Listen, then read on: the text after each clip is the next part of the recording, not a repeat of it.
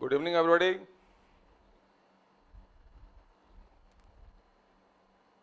आगे सब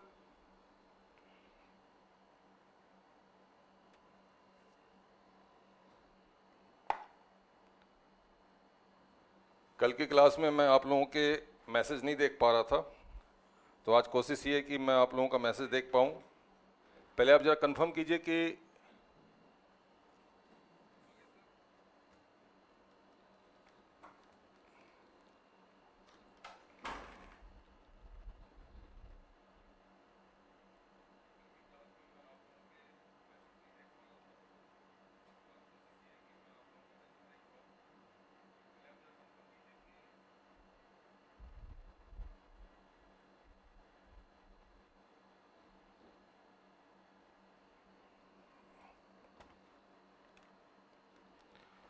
yes. Good evening Nikhil, good evening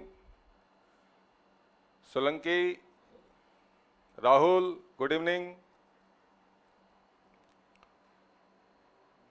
Adarsh, good evening. चलो बच्चे, आज की बातें मैं जरा ब्रीफ कर दूं। हमारे पास सिर्फ 1 घंटे का सेशन है। मैं अननेसेसरी इसको बढ़ाना भी नहीं चाहता। हाँ, बेशक 10-5 मिनट अगर ये सेशन कम हो जाए तो दैट इज अनदर इशू, लेकिन कोशिश ये है कि ये सेशन ना बढ़े। आइए, सबसे पहले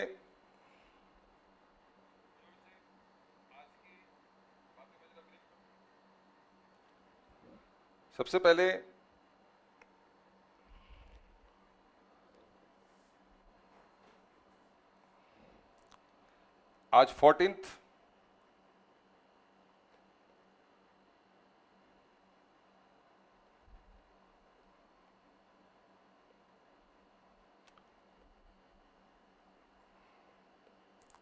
अगस्त। आज हम लोग 2019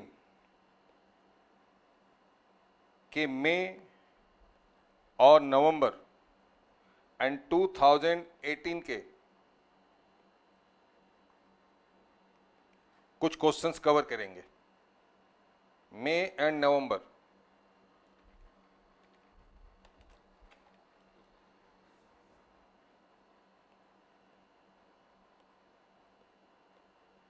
मई ऑब्लिक नवंबर, राइट। नमस्कार, नमस्कार विनीत। ठीक है, सबसे पहले आज हम लोगों की जो क्लास का जो कंटेंट होगा वो ये है कि मई 20 का तो एग्ज़ाम हो नहीं पाया, आप सबको पता है।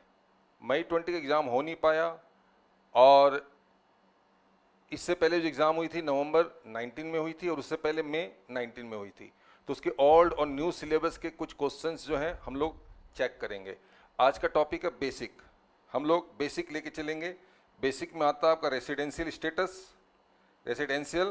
स्टेटस। यहाँ से हम क्वेश्चन पिक करके चलेंगे आज, ठीक है। चलिए,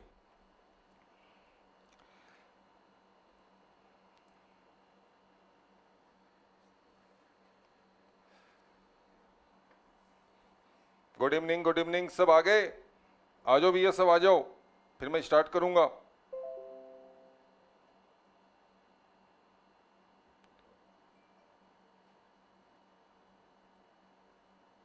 हाँ, मई की एग्ज़ाम बाद में जुलाई में कन्वर्ट हो गई थी, लेकिन जुलाई में भी तो एग्ज़ाम नहीं हो पाई ना। Good evening, good evening Anil, तीसा, गुड इवनिंग। चलिए आगे बढ़ें।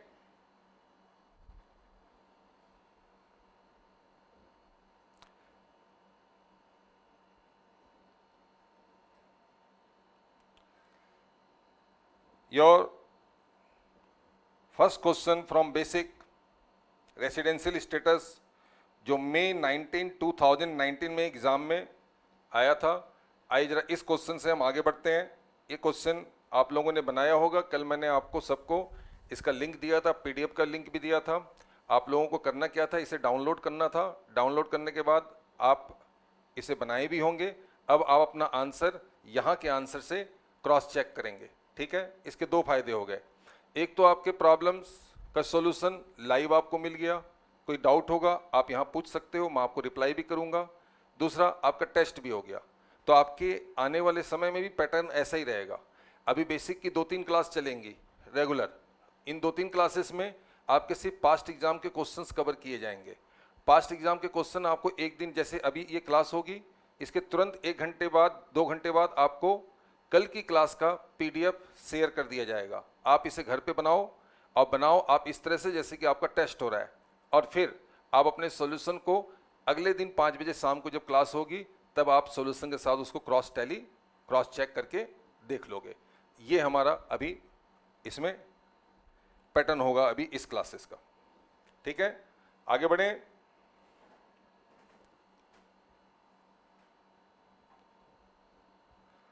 ओके, चलिए, your first question is mister Subhash, यानी Shri Subhash Chandra, mister Subhash Chandra citizen of India है। Citizen of India, Subhash Chandra citizen of India है फॉर द प्रीवियस ईयर 1920, और इनकी कुछ इनकम है जिसकी लिस्ट आपको दे रखी है। सुभाष आपसे कह रहे हैं कि मेरे पास ये 5 इनकम है, 1, 2, 3, 4, 5, एक और है, 6 इनकम है। आपसे सुभाष ये कहना चाह रहे हैं कि भाई साहब हमारी ये 6 इनकम है, अब इस इनकम का आप हमें बता दो, इसमें से कौन सी इनकम मेरे टैक्सेबल इनकम में जोड़ी जाएगी और कौन सी इनकम टैक्सेबल इनकम में नहीं जोड़ी जाएगी। ये सवाल आपसे मिस्टर सुभाष कर रहे हैं। लेकिन सुभाष ये भी कहना चाह रहे हैं कि आप हमें हमारा ग्रॉस टोटल इनकम जरूर बताएं, लेकिन अगर मैं रेसिडेंट एंड ऑर्डिनरी रेसिडेंट हूं तो मेरा टोटल इनकम क्या होगा, और मैं रेसिडेंट और नॉट ऑर्डिनरी रेसिडेंट हूं तो क्या होगा। यानी यहां पर बात हो रही है ओआर और एनओआर की, एनआर की बात नहीं हो रही है। इससे पहले कि हम इस सुभाष की इनकम की टैक्सेबिलिटी निकालें, सुभाष की इनकम के इंक्लूजन और एक्सक्लूजन की बात करें, किस स्टेटस में क्या इंक्लूड होगा क्या एक्सक्लूड होगा, उससे पहले एक छोटा सा एक रिवीजन आपको मैं करवा दूं इस कंसेप्ट का। इसका एक छोटा सा आप रिवीजन कर लें, पहले छोटा सा एक रिवीजन कर लें।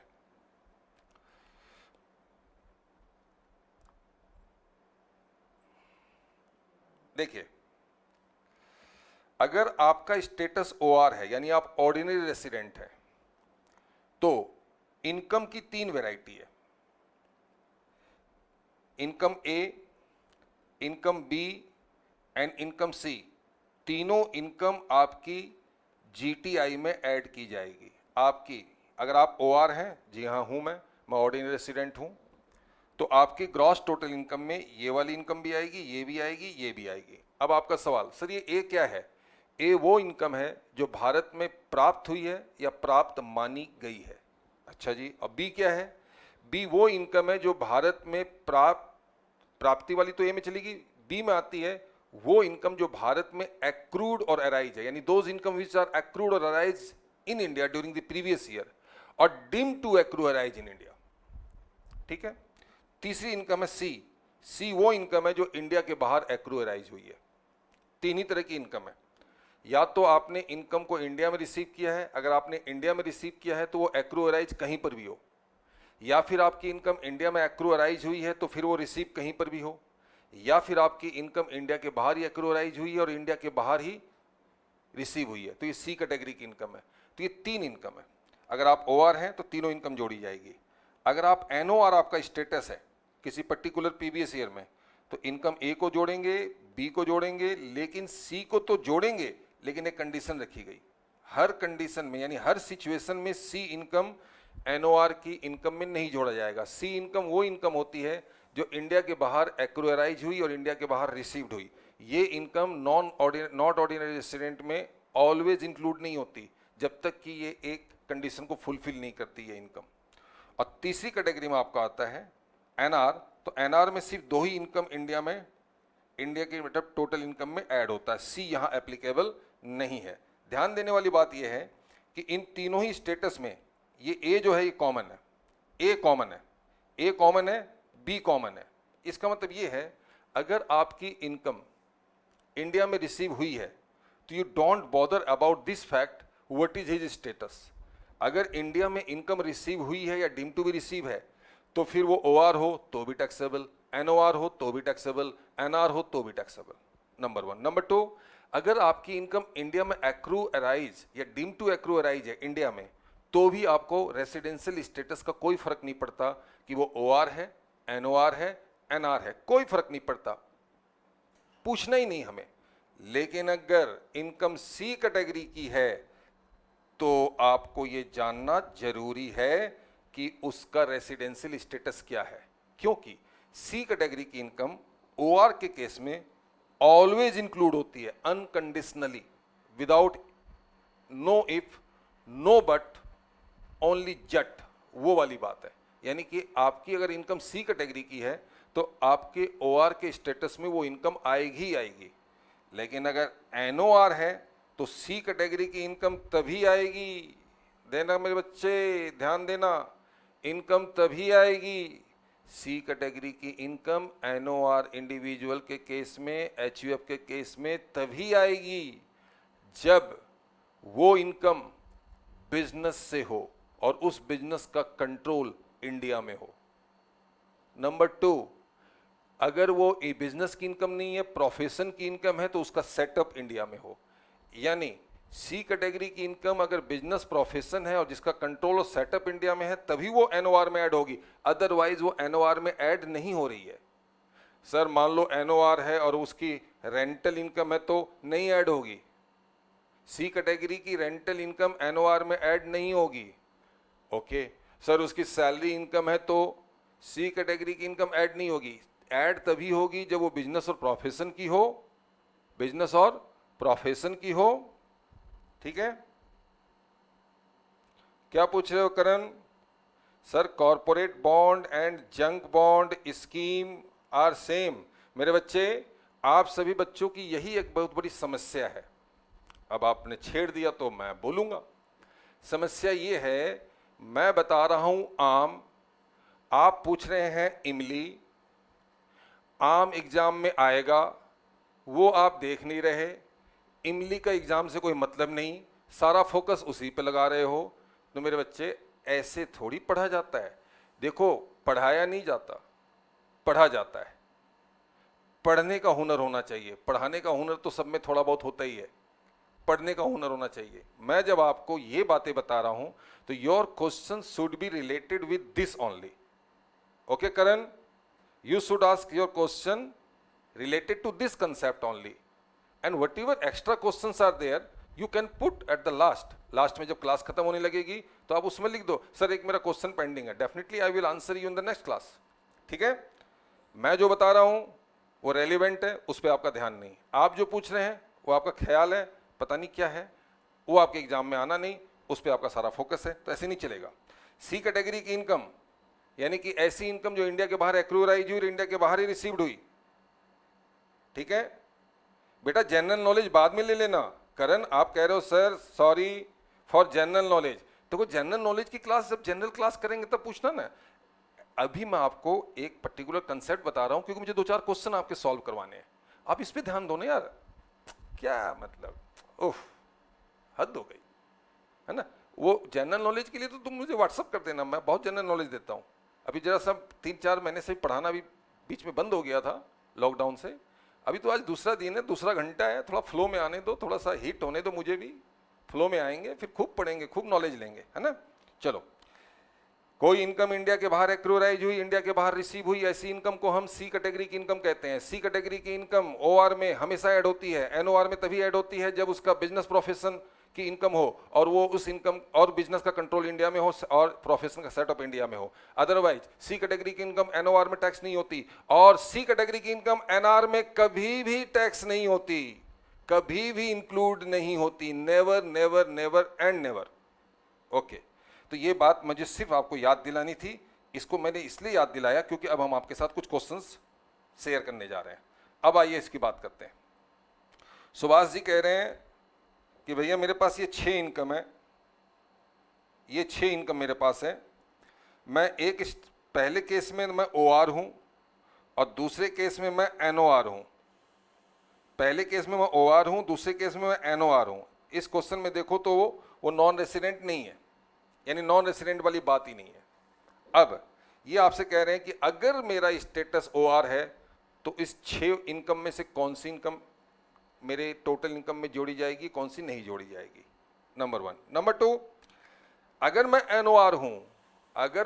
NOR हूं तो कौन सी इनकम आप जोड़ोगे और कौन सी इनकम नहीं जोड़ोगे। तो सुभाष जी का यह सवाल है, सुभाष जी को हम लोग जवाब दे देते हैं क्योंकि हम जवाब देने लायक हैं। चलिए पहला क्वेश्चन, एक बात हमेशा याद रखना मेरे बच्चों, ये आपके इंस्टीट्यूट का क्वेश्चन है। इंस्टीट्यूट की क्वेश्चन में एक खास बात होती है, बड़ी खासियत होती है उनके क्वेश्चन में। वो पूरे क्वेश्चन में एक आध पॉइंट में ऐसी लैंग्वेज यूज करते हैं या बातों को छुपा लेते हैं जहां पर जाके आपकी कंफ्यूजन रेज हो जाती है। कुछ बात वो कह सकते थे, कह देने से हमारे इंस्टीट्यूट का कुछ भी नहीं बिगड़ता था। वो चाहते तो उस क्वेश्चन की सारी बातें वो आपको बता सकते थे, लेकिन वो जानबूझ के नहीं बताते, राइट। जैसे कोई इनकम है, सारी कहानी बता दी, लेकिन ये नहीं बताई कि वो इनकम रिसीव कहाँ हुई। इनकम रिसीव्ड लेकिन कहाँ, नहीं बताया। इनकम एक्रूअराइज, लेकिन कहाँ एक्रूअराइज हुई, नहीं बताया। सर ये इंस्टीट्यूट ऐसा क्यों करती है, हमें आधी बातें बताती है, आधी बातें नहीं बताती है। अरे मेरे बच्चे, इंस्टीट्यूट ऐसा क्यों करती है मैं बताता हूँ।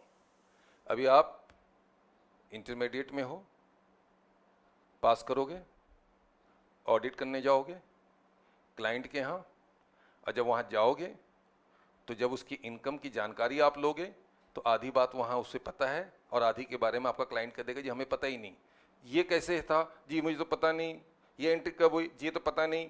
मतलब आपको प्रैक्टिकल लाइफ में भी जब आप ऑडिट प्लेस पे जाते हो तो आपका क्लाइंट आपको सारी इंफॉर्मेशन नहीं दे पाता, तो हमें कोई ना कोई वहाँ एज्यूम्पशन लेकर के किसी तरीके से सेटल करना पड़ता है। सेम अप्रोच यहाँ क्वेश्चन में भी होता है। हमारी इंस्टीट्यूट एक आध बातें खा जाती है और वो सही खाती है, उनको खाना भी चाहिए। इंस्टीट्यूट को एक आध बातें खा लेनी चाहिए, शुड नॉट डिस्प्ले, ताकि आपसे वो ये उम्मीद करे कि how you will manage the crisis of information, in case of crisis of information how you will deal with the situation. तो ये भी तो आपको सीखना है। तो हमारी इंस्टीट्यूट हर तरह से आपको बिल्कुल परफेक्ट कर देगी, चिंता न करो। आइए, income from business in India, business India में है, बहुत बढ़िया। चलो जी सर, जब बिजनेस ही इंडिया में है और इसी बिजनेस से अगर कोई इनकम होनी है तो फिर तो सर ये एक्रूअराइज इन इंडिया ही होगी ना। चल तो आगे देखते हैं।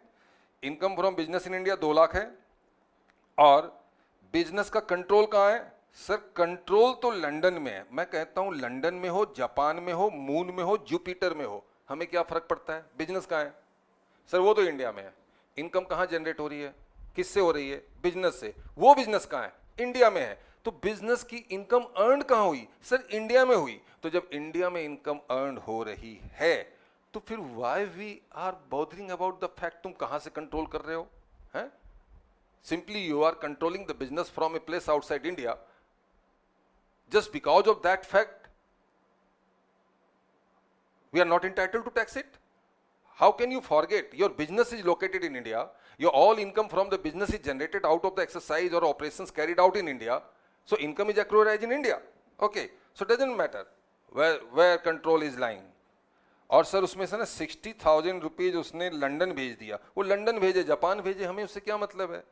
2 लाख की इनकम है, हाँ सर है, बिजनेस इंडिया में है जी, और इनकम एक्रूअराइज हुई इंडिया में। कौन सी कैटेगरी की इनकम है? फटाफट बताओ, कौन सी कैटेगरी की इनकम है?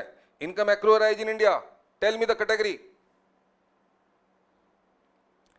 Come on.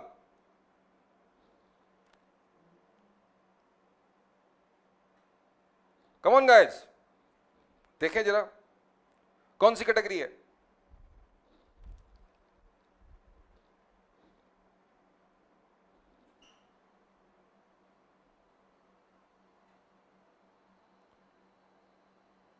Correct, correct. Jayas, Jayas, Pritesh, Tarun, Aman, oh oh oh, long list, and all you are correct, you all people are correct. okay okay guys, तो ये इनकम दोनों जगह टैक्स होगी, दोनों जगह टैक्स होगी। तो आइए फटाफट जरा हम लोग क्या नाम था अपने बंदे का, अपने क्लाइंट का नाम ही भूल गए हम लोग। अच्छा जी, इसका नाम है श्री सुभाष चंद्र। तो सुभाष चंद्र जी की आइए इनकम की जन्मपत्री बनाते हैं, इनकम उसकी कैसी निकलती है, क्या है देखते हैं, आइए देखते हैं। कंप्यूटेशन ऑफ, फटाफट नोट करो, कंप्यूटेशन ऑफ, और आप लोगों ने जिन्होंने सॉल्व कर लिया है वो अपना क्रॉस चेक करें। Computation of GTI of mister, उसमें श्री लिखा हुआ, मैं मिस्टर लिख देता हूं, mister Subhash, for the previous year 2019-20। मैं 2 कॉलम ले रहा हूं सर। 2 क्यों ले रहे हो, 3 लो ना सर। क्यों लूं 3? सर लो ना, अच्छा लगता है, मजा आएगा। तो मजे हम बाद में लेंगे, फिलहाल क्वेश्चन की रिक्वायरमेंट को समझो। क्वेश्चन सिर्फ 2 ही बातें कर रहा है।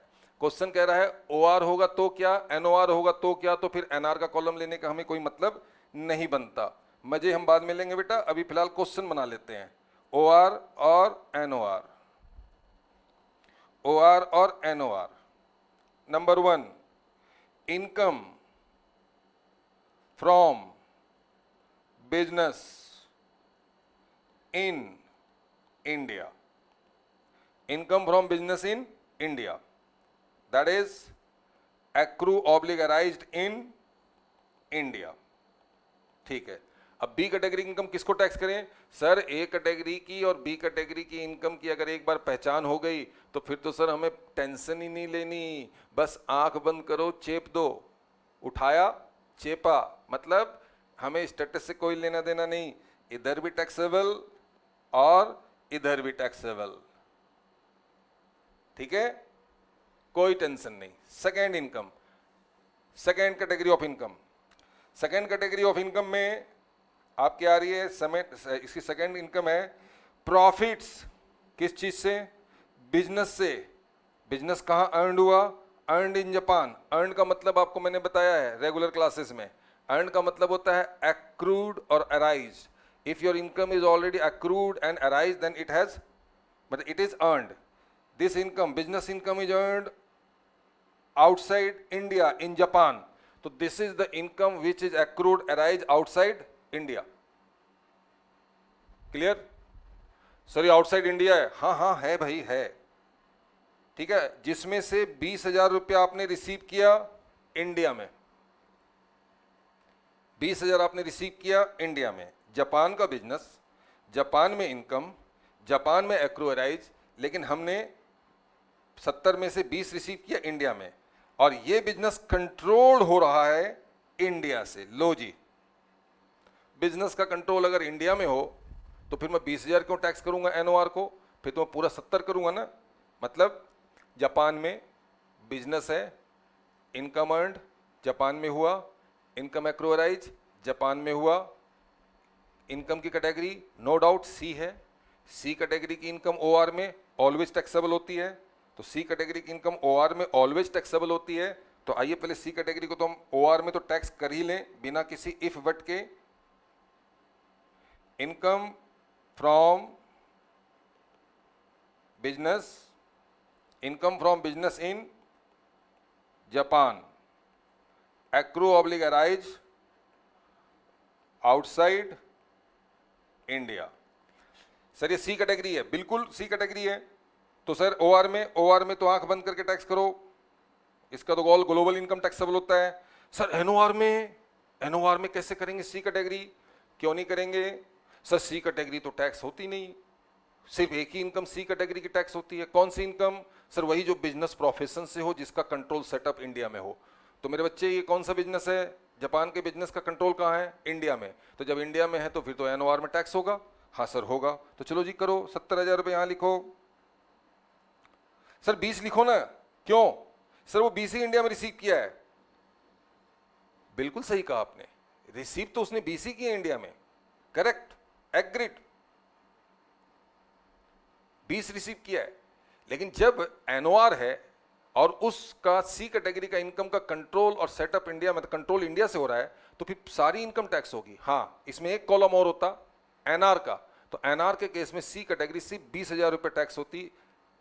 ठीक है, क्योंकि वो 20,000 रुपये ए कैटेगरी में कन्वर्ट हो गया, because that income is received in India. तीसरा नंबर पॉइंट, तीसरे नंबर पे आओ। देखो धीरे धीरे क्या होगा ना, मैं भी सेटल डाउन होऊंगा, ऑफिस से सारा स्टूडियो यहाँ पर शिफ्ट किया गया है। अभी क्या इसमें इश्यूज हैं, अब जैसे कल वाली क्लास में मैं आप लोगों के वो जो चैट है जो मैं पढ़ नहीं पा रहा था, तो आज मैंने देखो सामने लैपटॉप रख लिया, एक सामने मोबाइल भी रखा हुआ, कहीं भी नज़र पड़ जाएगी मैं आपकी चैट को देख लूँगा, राइट। एक तो ये कल मुझे ये परेशानी दिक्कत महसूस हुई थी, और एक दो दिन में हम लोग पूरी तरह से सेटल हो जाएंगे, स्मूथ भी हो जाएंगे, फ्लो भी बढ़ जाएगा, ठीक है। और आपके ज़्यादातर जो पर्पसेस हैं, आप जो अपना 1 घंटा लगाओगे इसमें, कोशिश करूँगा उस 1 घंटे में आपको कुछ मिले, राइट। और इसमें हर तरह की बातें आएंगी। आइए तीसरी इनकम की बात करें। तीसरी इनकम जो बहुत पॉपुलर है और आपको क्लास में हमने रेगुलर क्लास में काफ़ी बार बताया है, untaxed income of ₹1,30,000 for the year 17-18। पहली बात, फर्स्ट इशू तो ये है बच्चे कि अभी आपका प्रीवियस ईयर क्या चल रहा है जिसके लिए आप कंप्यूटेशन कर रहे हैं। सर हमारा रेलिवेंट प्रीवियस ईयर है 2019-20। बहुत बढ़िया। आप टोटल इनकम किसका निकाल रहे हो? सर मैं इसी की ग्रॉस टोटल इनकम निकाल रहा हूँ, जीटीआई 1920 की जीटीआई मैं निकाल रहा हूँ। बहुत बढ़िया। अब आपके सामने क्वेश्चन क्या है? सर हमारे सामने जो क्वेश्चन है उस क्वेश्चन में एक इनकम है 2017-18 की, एक इनकम है 2017, ये देखो 2017-18 की इनकम है 1,30,000 रुपया जो अनटैक्स रह गई, ठीक है। और वो इनकम बिजनेस की थी और बिजनेस इंग्लैंड में था, और बाद में उस पैसे को भारत लाया गया मार्च 20 में। अति उत्तम। देखिए क्या कह रहा है ये कह रहा है, आपको फंसाने की कोशिश कर रहा है ये कह रहा है कि आप तो 19-20 का टोटल इनकम निकाल रहे हो, निकालिए, लेकिन एक बिजनेस था मिस्टर असैसी का लंदन में, और उस लंदन के बिजनेस में 1,30,000 की इनकम हुई थी 2017-18 में, और वो इनकम टैक्स होने से रह गई, मतलब किसी कारणवश वो टैक्स नहीं हो पाई। उसकी कई वजह हो सकती है, एस्केपमेंट हो सकता है, डेलिबरेटली, विलफुली, या फिर innocently, but that income was there in 2017-18 but could not be taxed by any reason whatsoever. Okay, now that income is brought to India during this period, and this income is now brought to India during this period. अब इस income को इस period में यहां लाया गया है। हाँ तो लाया गया तो सर ये इनकम 19-20 में जोड़ दो ना। क्यों? सर देखो ये इनकम 19-20 में इंडिया आ गई है, इंडिया में रिसीव हो गया। आपको किसने कह दिया रिसीव हो गया? रिसीव हुआ कहां? ये तो लाया गया है। तो सर रिसीव किसको कहते हैं? रिसीव्ड का मतलब फर्स्ट टाइम रिसीव्ड। ये इनकम 17-18 की थी, 17-18 में एक्रूअराइज हुई होगी, 17-18 में पहले रिसीव हो गई होगी। अब ये इंडिया लाया गया है, अब इंडिया ये लाया गया है, इंडिया लाया गया है, इंडिया में रिसीव नहीं हुआ है। तो ये कौन सी इनकम है? ये जो भी इनकम है तो प्योरली सी कैटेगरी की। लंदन का बिजनेस, लंदन में एक्रूअराइज, लंदन में रिसीव्ड इन ड्यूरिंग 2017-18 की इनकम, अब ये लाया जा रहा 19-20 में, तो ये 19-20 में टैक्स नहीं किया जाएगा। हाँ ऐसा होता कि income accrue arise in 17-18 but received first time received in India during 1920, तो मैं इस इनकम को रिसीट के बेसिस पर टैक्स कर देता, एकदम कर देता, 100% कर देता। लेकिन ये इनकम 17-18 की है, अनटैक्स इनकम है, किसी कारणवश टैक्स नहीं हो पाई। ये इनकम 2 साल पुरानी है, हमारे साल से 2 साल पुरानी है। हम इसे 19-20 में अगर लेके भी आ रहे हैं तो ये 19-20 की इनकम में किसी भी स्टेटस में नहीं जोड़ा जाएगा, क्योंकि ये कारण की इनकम 19-20 की नहीं है। अब आपका सवाल, सर हम आपकी बात मान गए 19-20 की नहीं है, लेकिन ये इनकम 17-18 की ही सही, लेकिन है तो इनकम तो है ना, तो उस पर तो टैक्स बनना चाहिए, उसको तो टोटल इनकम में ऐड होना चाहिए। तो इसके लिए हमारे पास अलग प्रोसेस है, right. Scrap assessment will check at final level, scrap assessment अलग होता है, यहां पर हम इस इनकम को नहीं लेंगे। तो हम क्या करने वाले हैं? तो हम लिखने वाले हैं untaxed income for the previous year और financial year 2017-18 dash dash. Dash dash. Okay. Sir ये रेसिडेंशियल स्टेटस का चैप्टर कितने नंबर का आता है? 100, मतलब 10 मार्क्स का तो आना ही आना है। इंस्टीट्यूट का कहना है बेसिक बना के खाली तुम मेरे पास आ जाओ, 10 नंबर ले जाओ, राइट? ओके।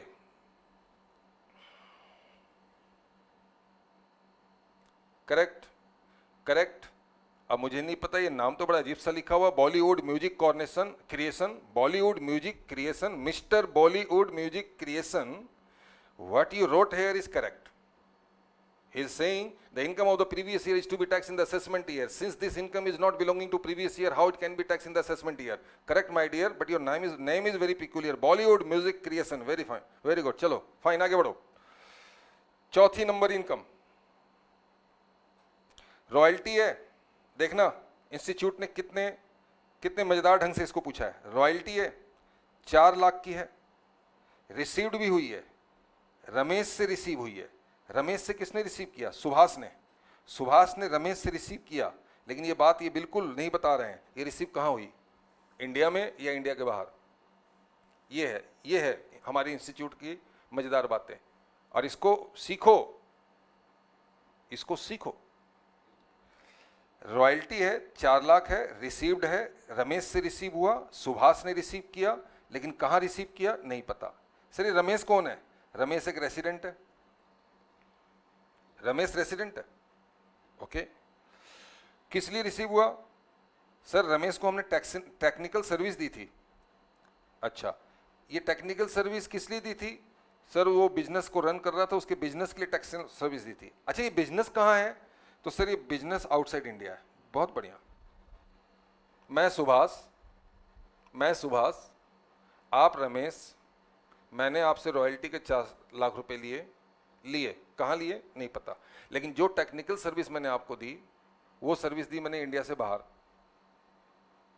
अब इसमें 2 एज्यूम्सन हो सकता है।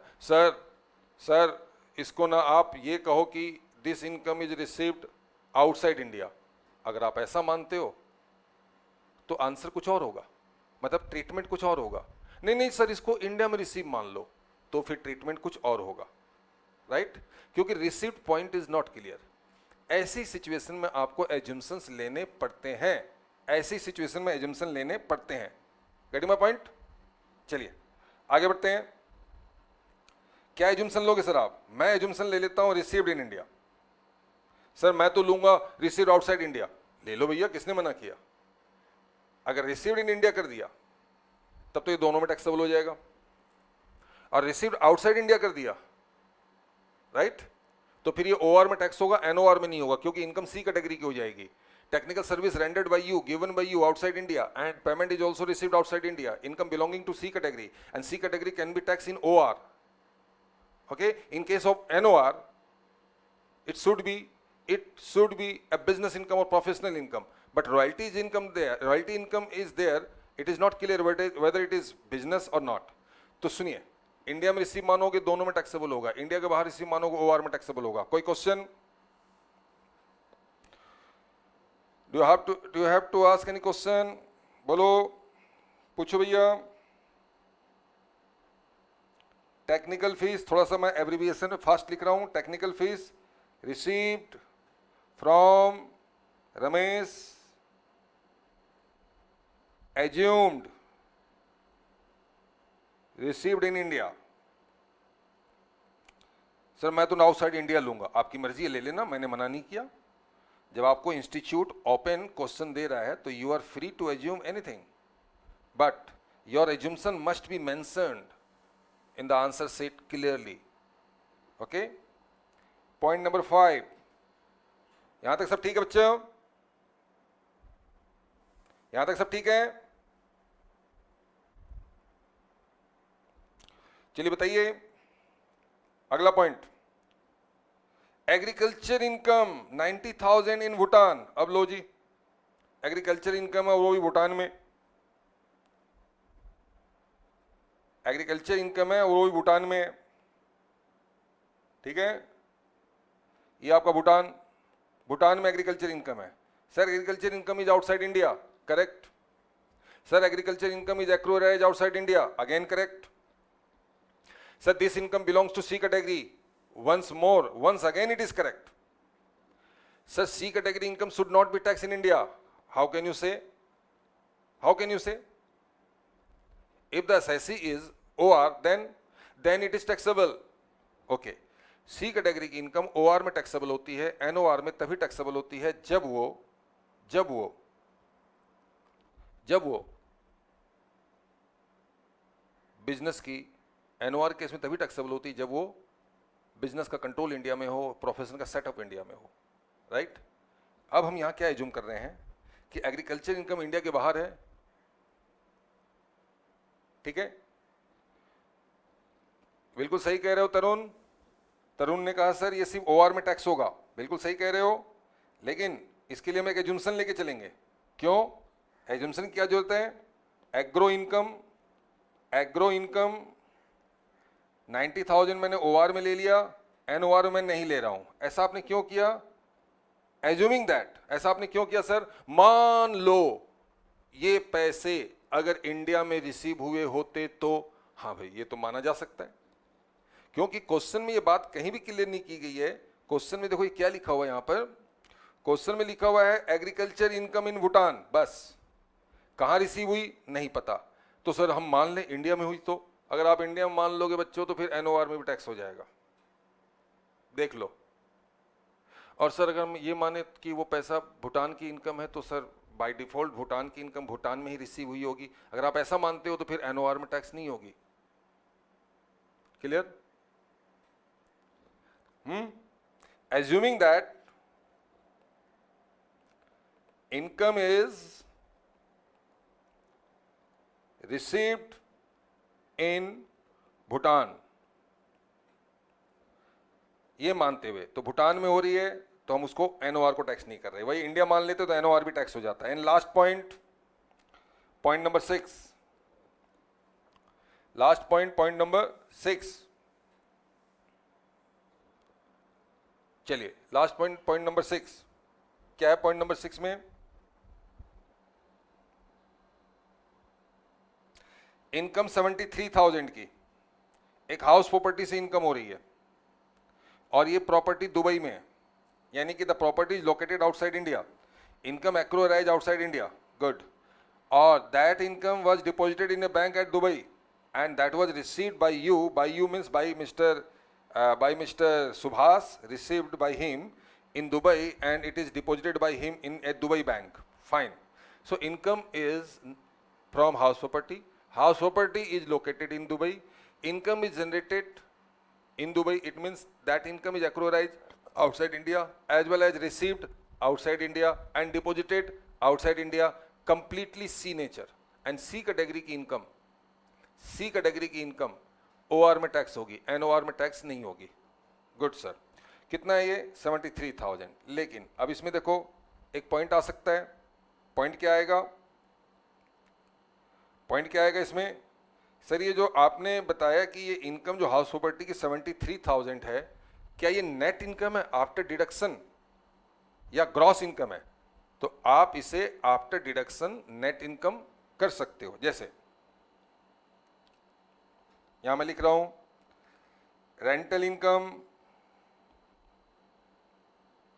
From house property located or located in Dubai,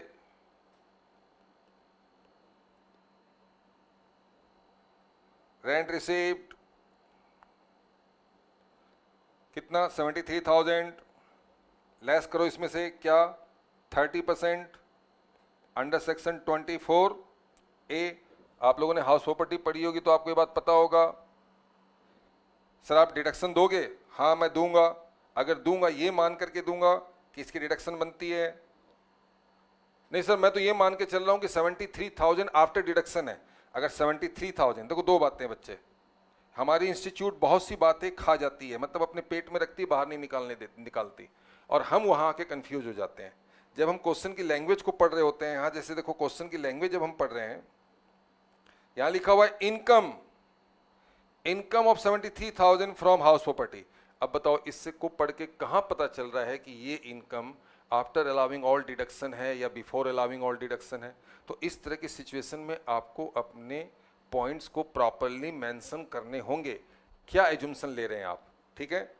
तो हम यहाँ एजुम्सन ये लेके चल रहे हैं कि 73,000 ग्रॉस इनकम है, ये ग्रॉस है। अगर ये ग्रॉस है तो हम इसमें ये डिडक्शन दे देंगे 30% की, 30% की हम डिडक्शन इसमें दे देंगे 21,900 की। अगर हम 21,900 का 30% का डिडक्शन दे देते 21,900, तो बैलेंस कितना आएगा आपका 100, ठीक है, 50, 100। नहीं सर, मैं तो ये मान के चल रहा हूं कि ये जो 73,000 है ये आफ्टर डिडक्शन है। अच्छा जी, अगर आप ये मान के चल रहे हैं तो फिर आइए आपका आंसर कैसे बनेगा ये भी देख लेते हैं हम।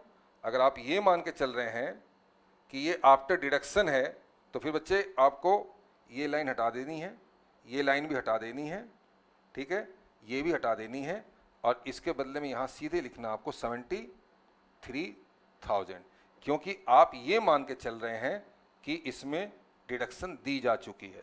तो अब आप देखो, एग्ज़ाम में जब बच्चा बैठता है, आप ही का दोस्त आप ही के एग्जामिनेशन हॉल में बैठा हुआ है, उसने माना कि डिडक्शन नहीं दी गई है, उसने डिडक्शन दे दिया 30%। आपने माना कि नहीं ये नेट इनकम आफ्टर डिडक्शन, तो आपने डिडक्शन उसमें नहीं दी। अब दोनों के आंसर डिफर कर गए। जैसे आप क्लास से बाहर निकले एग्जामिनेशन हॉल से, तुमने पूछा अरे तेरा क्या आया, फलाने का आंसर कितना आया, कितना आया, अरे मेरा तो इतना आया, अरे नहीं यार मेरा तो इतना आया, अरे नहीं तू गलत किया है ना, तुमने ऐसा नहीं किया, तुमने वो डिडक्शन नहीं दी इसलिए तुम्हारा गलत हो गया। अब आप उस समय इतने स्ट्रांग भी नहीं रहते कि उससे बैठ के ज़्यादा आर्ग्यूमेंट करें। अब दिमाग आपका हो गया खराब। क्यों? अरे यार कितना आसान क्वेश्चन था, मैं गलत कर दिया, क्योंकि सामने वाला तो रॉन्ग हो ही नहीं सकता, वो तो बहुत इंटेलिजेंट है। और इसी मानसिकता के साथ, इसी भार के साथ घर तक पहुंचे और माइंड कैरी हो गया, अगला पेपर खराब कर लिया। तो मेरे बच्चों, you never discuss your answer with your friends और विद योर एग्जामिनीज। आप ये सारा डिस्कशन एग्जाम के बाद करो, क्योंकि आपको डायरेक्टली इनडायरेक्टली बहुत हर्ट करता है, बड़ा नुकसान देता है। पहला क्वेश्चन आपका हो गया, टोटल मारिए तो कितना आ रहा है, गेट द टोटल, कितना आ रहा है, फटाफट इसका टोटल बताओ। प्रितेश आंसर बताओ बेटे, कैलकुलेटर लेके बैठना। मैं थोड़ा सा ऐसे ही हूँ, मैं कैलकुलेशन ज़्यादातर आप ही लोगों से करवाता हूँ, 10 सेकंड ज़्यादा लेट हो जाएगा कोई बात नहीं, मेरी बात आप तक पहुंचने में, आपकी बात मेरे तक आने में 10 मिनट लग जाते, 10 सेकंड लग जाते हैं। बताइए इसका टोटल 8,33,833। समर्थ सही कह रहे हो, समर्थ ने कहा 833, बिल्कुल सही है समर्थ। जीटीआई आपकी आ गई 833। और सेकंड केस में, एनओआर के केस में उसका बताया बच्चों ने 67, ये भी 6,70,000, 670 करेक्ट, 6,70,000। तो देखो हमारे को क्या था, इस क्वेश्चन में ऐसा कुछ था नहीं।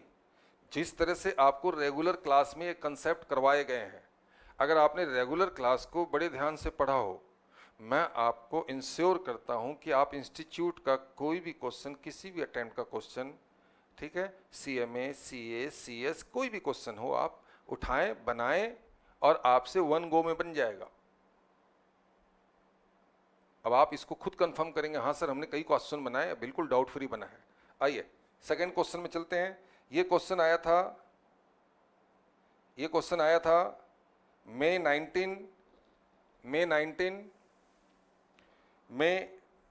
2019 में आया था, ठीक है। और अब आइए अगला क्वेश्चन हम लेते हैं मई 19 ओल्ड कोर्स का, मई 19 ओल्ड कोर्स का। चेक कीजिए, मिस्टर बच्चन साहब ने आपसे कहा कि भैया ये मेरी इनकम है।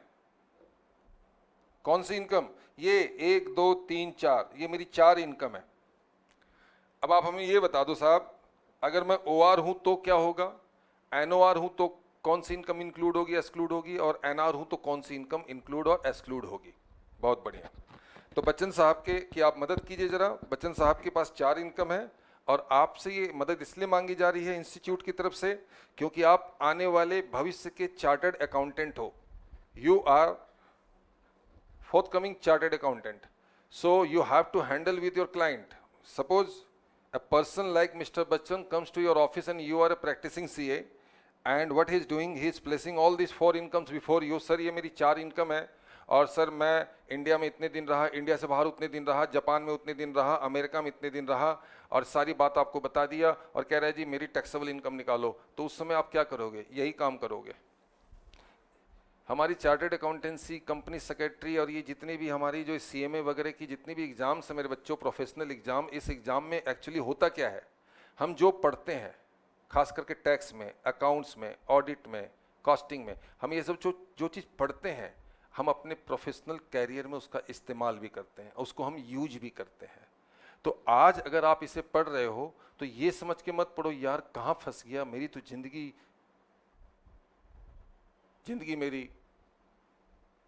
जिंदगी मेरी बस यूं ही. ऐसा कुछ नहीं है. आप इसे पढ़ो, मन लगा के पढ़ो, इसके साथ जीना सीखो, इसको महसूस करना सीखो, इसके एहसास के साथ जीना सीखो, क्योंकि यही आपके आने वाले भविष्य में आपकी प्रोफेशनल पर्सनालिटी का एक हिस्सा है. आप जब तक ये काम जानते हो, जब तक ये बातें समझते हो, जब तक इस नॉलेज को कैरी करते हो, तभी तक आप प्रोफेशनल हो.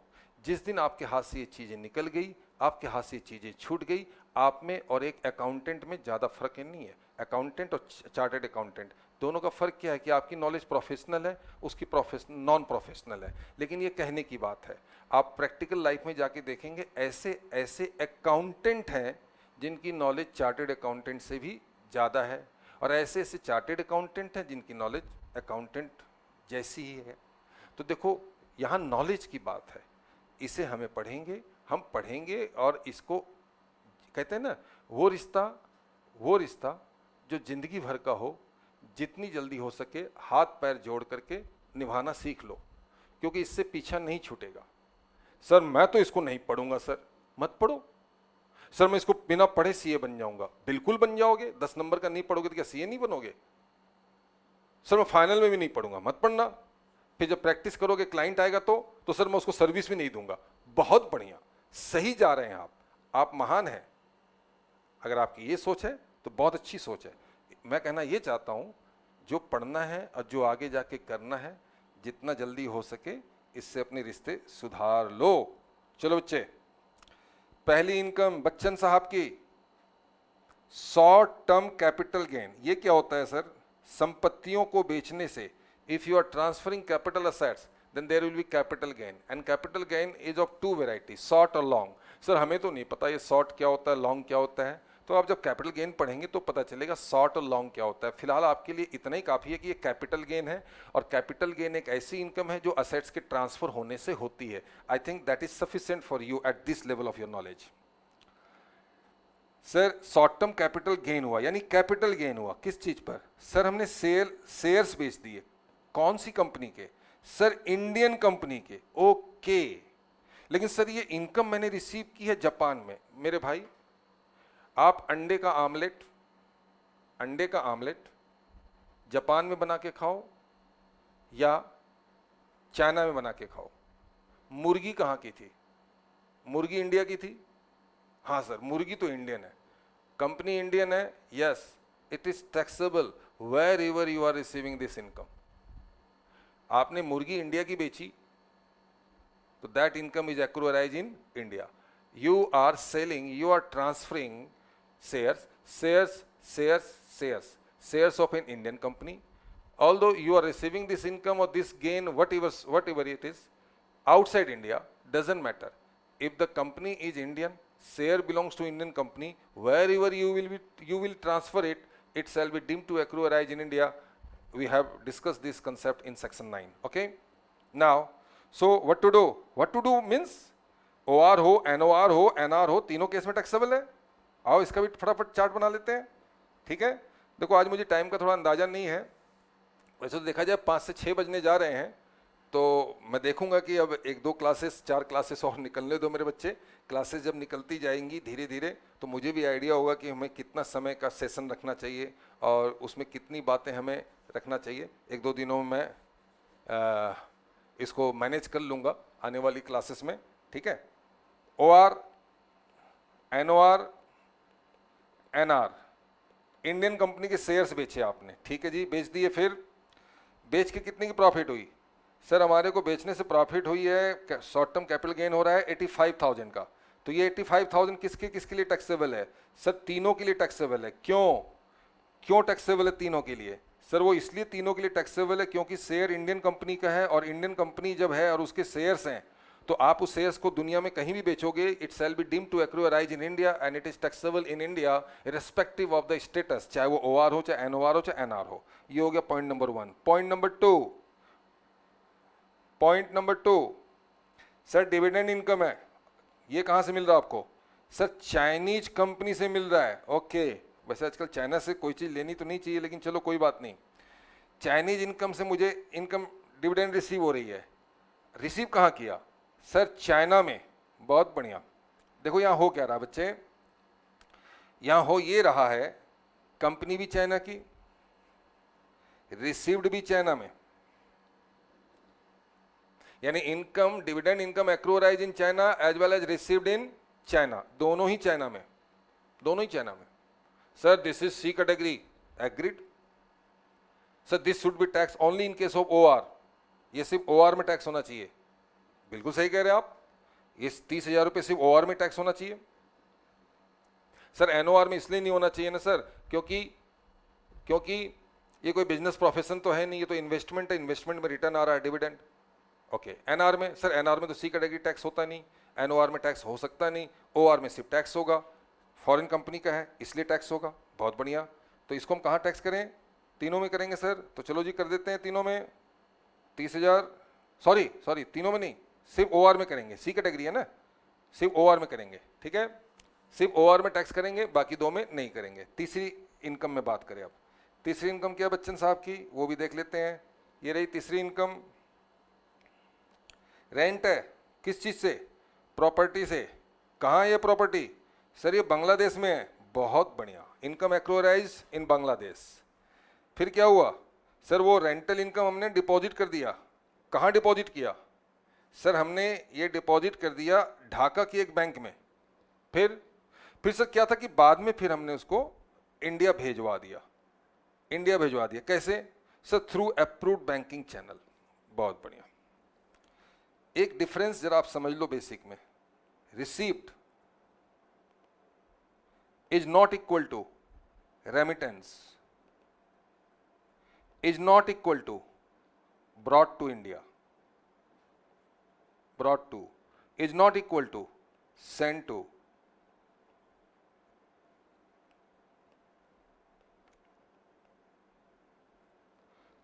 Send to India. यानी income remitted to India is not received in India, income brought to India is not received in India, income sent to India is not received in India unless income is received in India। Dhaka की property, Dhaka की rental income Dhaka के किसी bank में जमा करवा दिया गया और बाद में उस पैसे को किसी ऑथराइज चैनल से इंडिया में रेमिटेंस कर दिया गया, तो this income is not received in India because it was already received in Dhaka in the past and later on it is just transferred, so transferred income cannot be said to be received in India। got it?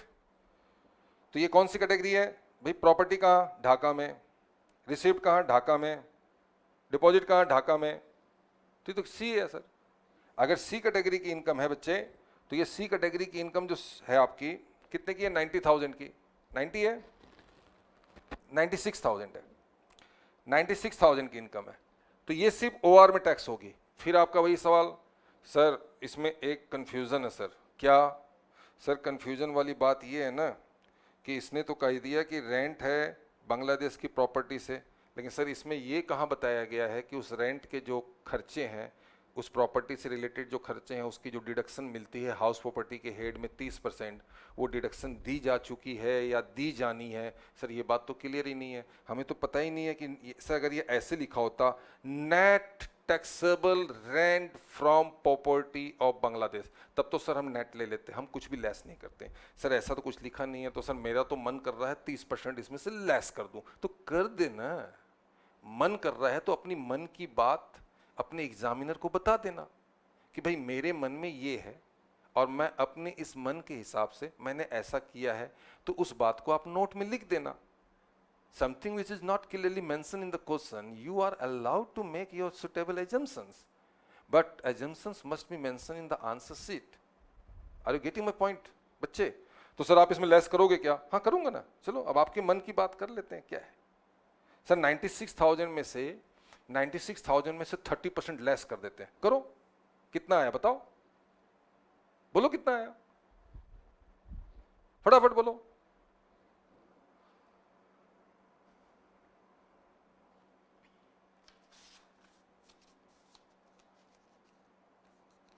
$96 में से 30% अगर हमने less कर दिया तो balance कितना आया? Okay 67,200। समर्थ sir 67,200 आया। 90,000 जो हमारी रेंटल थी, उस 90,000 में से 30% हाउस प्रॉपर्टी वाली डिडक्शन मैंने दे दिया, तो सर 67,200 आया। ठीक है, तो 67,200 सी कैटेगरी इनकम सिर्फ ओआर में टैक्स होगी, एनओआर में टैक्स नहीं होगी, एनआर में भी टैक्स नहीं होगी। अब आइए बच्चन साहब की लास्ट इनकम पर। बच्चन साहब की लास्ट इनकम पे आते हैं।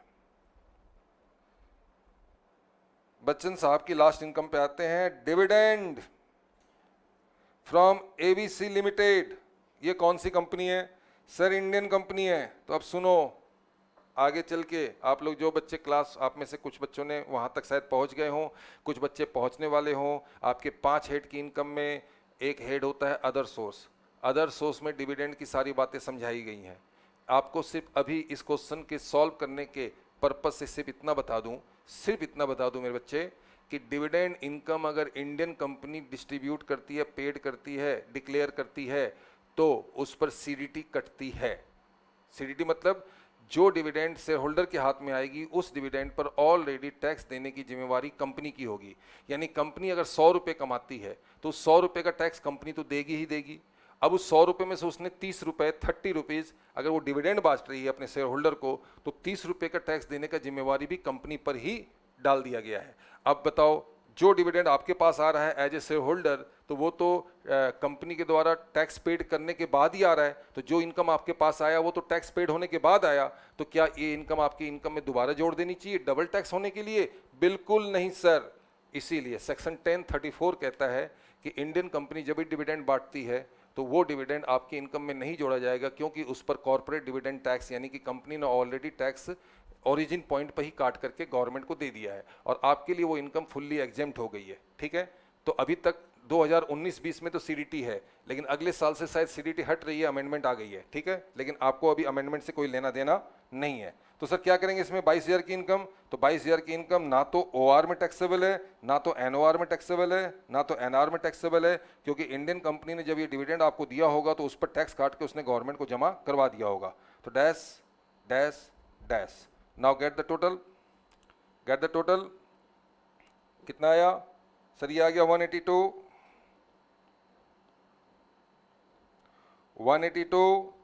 200, ये 85, ये 85। हमें क्या निकालना है? हमें क्या निकालना है क्वेश्चन में? क्वेश्चन नंबर 2 में सर हमें निकालना टोटल इनकम। ये रहा टोटल इनकम, ये देखो टोटल इनकम निकालना है। तो जब टोटल इनकम निकालना है तो टोटल इनकम हमें शो भी तो करना पड़ेगा, दिखाना भी तो पड़ेगा। Total income less deduction under section, ये हो गया gross total income under section 80C to 80U। Sir ऐसा कोई डिडक्शन तो है ही नहीं, तो नहीं है तो डैश कर दो। हमें क्या जाता, हमें क्या जाता है जी, हम डैश करके लेस कर देंगे। 182, 200, 85, 000, 85, 000। ओके, तो सर हमने 2 क्वेश्चन कर लिए मई अटेम्प्ट के, ओल्ड कोर्स न्यू कोर्स। जी हाँ, इसी तरीके से अब अगली क्लास में अगले 2 क्वेश्चन किए जाएंगे, क्योंकि आपका समय करीब करीब पूरा होने जा रहा है 1 घंटे का। मैं आपका ज़्यादा वक्त भी नहीं लेना चाहता, क्योंकि आपको पढ़ना भी होता है, कई सब्जेक्ट्स आपके होते हैं, हर सब्जेक्ट के साथ आपको जस्टिफाई करना होता है। मैं तो सिर्फ 1 घंटे आपके पास आऊँगा, आपके साथ 1-2 क्वेश्चंस आपको करवाता रहूँगा, ज़्यादातर एग्ज़ाम के क्वेश्चन करवाऊँगा, प्रैक्टिकल क्वेश्चन, कभी कुछ, कभी रिवीजन, कभी कुछ ना कुछ वैरायटी चेंज होती रहेगी। तो चलिए, आई होप कि आज आपने 2 क्वेश्चंस जो बनाए होंगे आपके सबके आंसर टैली हुए होंगे, ठीक है। तो बताइए किसके किसके टैली हुए? सबके? पूजा, समर्थ, आदर्श, पारस। अब आप लोग कुछ पूछना चाहते हो तो 5 मिनट का समय चलो आप लोग लो, कुछ पूछना चाहते हो तो फिर हम अगली क्लास में कल 5 बजे इसी वक्त इसी जगह इसी चैनल पर फिर हम मिलेंगे अगले कुछ क्वेश्चंस के साथ, और ये सिलसिला जारी रहेगा। होपफुली सैटरडे संडे को हम कुछ रिविजनरी करेंगे, हम प्रैक्टिकल क्वेश्चन ना करके कुछ रिवीजन के एरिया में जाएंगे। इतना जरूर है कि अभी आने वाले कुछ समय में यानी 3-4 क्लासेस हम बेसिक में ही रहेंगे, क्योंकि मेरे पास कई बच्चों की रिक्वेस्ट आई है कि सर अभी तो सर हम सिर्फ सैलरी ही खत्म करने जा रहे हैं, कोई कह रहा है सर मैं हाउस प्रॉपर्टी खत्म करने जा रहा हूँ। भाई हमें तो आश्चर्य इस बात का भी है कि एक बच्चे ने तो ये भी कहा कि सर हमारा इनकम टैक्स भी हो चुका है, मतलब वो 1 महीने से लॉकडाउन पीरियड में 3-3, 4-4 लेक्चर पर डे कवर कर रहा है, वो इनकम टैक्स जीएसटी खत्म करके ऑलमोस्ट बैठने वाला है। तो देखो सबकी अपनी अपनी प्रायोरिटी है, लेकिन मेरा मानना है कि सारा ध्यान सिर्फ इनकम टैक्स में न दें, और भी आपके पास सब्जेक्ट है। उम्मीद है कि आप लोगों ने काफ़ी इसको एंजॉय किया होगा। हमारा ये जो चैनल है CAindia.org, इसे आप लाइक करें, सब्सक्राइब करें, इसकी घंटी दबाएं, ऑल वाली ऑप्शन में जाएं ताकि आपको आगे की क्लास की जानकारी मिलती रहे, ठीक है। CAindia.org, आप इसे सब्सक्राइब करें। ओके बच्चे, चलिए अब आपसे अगली क्लास में कल 5 बजे शाम को मुलाकात होगी।